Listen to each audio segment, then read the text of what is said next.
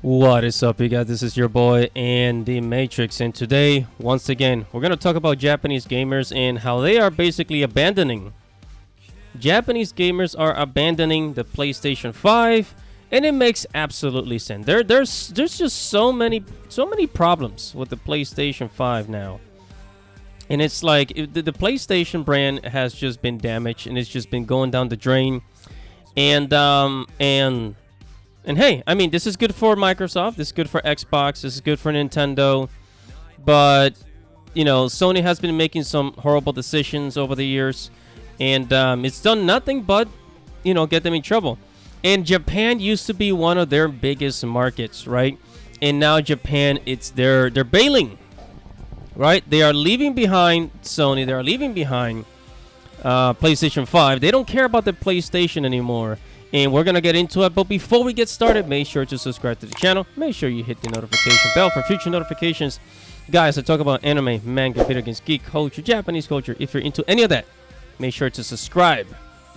Now, on with the video. Okay, so we are here at clownfishtv.com. You guys know Clownfish TV. And they wrote an article about Japan, how Japanese gamers are basically giving the middle finger to the PlayStation 5 and Sony. And we're going to get into that. So first... Okay, so I want you guys to take a look at this chart right here. It says Japan PlayStation console global market, right? The PS1 sold 102 million copies, 18 million. So 18% of sales, almost 20% of sales came from Japan. We got the PlayStation 2, which is the best-selling console of all time, 155 million. And 14% of sales came from Japan. They sold 21 million copies. PS3, 87 millions, didn't do so well. I think the PlayStation 3 also had a lot of problems.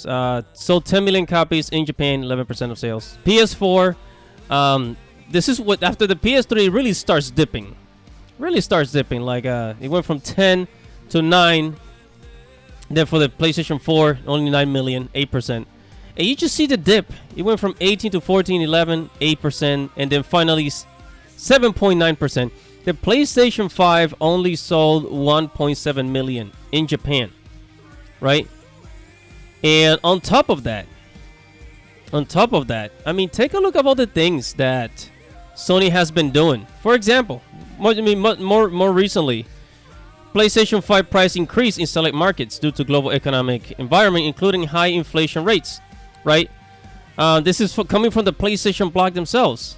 They increased the price of the PlayStation in all other countries except America, right? As you know, especially for Japan. Japan is obviously paying more, but it's like you're going to increase the price, and Microsoft is not doing that for the Xbox. Nintendo's not doing that for the Nintendo Switch. They're not increasing the price for their console. This is the first time we've actually hear about a console going up in price after, like, a year or two after it's being released, and Sony blames it on inflation. Give me a break. And also, Sony seems to, if you go to gamingball.com, it says Sony seems to be over Japan. And it's just, you know, they left Japan. So, and Sony PlayStation left Japan. I think it was in 2016. 2016, they left Japan. And they moved to California, you know, communist California, right? And then finally, over here, it says... Nanish Gamer says Sony's censorship. Sony's new censorship policy is forcing Japanese developers to censor themselves even in Japan. So the Japanese people, they don't like censorship. Okay, they hate censorship. Right? And this is part of like their way of life. You know, basically taking something and getting it like, you know, in its fullest form. Raw. Even when the Japanese, like, with Japanese food, one of the reasons why they eat sushi is because they want to taste, like, they eat raw fish because they want the real taste of the fish, right? This is their way of life. The Japanese, they're not about censorship, man. They've never been about censorship. And now Sony is forcing them to censor themselves, right? And then we have, actually, no. And then, oh, yes, I forgot to talk about this. Here in Kotaku, says Sony is changing the confirm and cancel buttons in Japan, and folks aren't happy, right? So basically in Japan, the X button was the cancel button, and then the circle button was the OK button, right? Because and if you think about it, if you look at the shapes, it kind of makes sense. Because an X, we put an X on things that are not good, and then an O, the circle, is for something that's kind of like complete. So O for OK, right? And that's why the Japanese they're jumping ship, and they're moving over to PC, and a lot of Japanese people, they're keeping their Nintendo Switch. The Nintendo Switch sold I think like 10 million copies in Japan. It's huge. It's absolutely huge. Even old people use it, actually. Even the older generation uses the Nintendo Switch. And now the Xbox is gaining popularity in Japan as well. I think it sold a couple of 100,000. It's not crazy sales, but it's out there.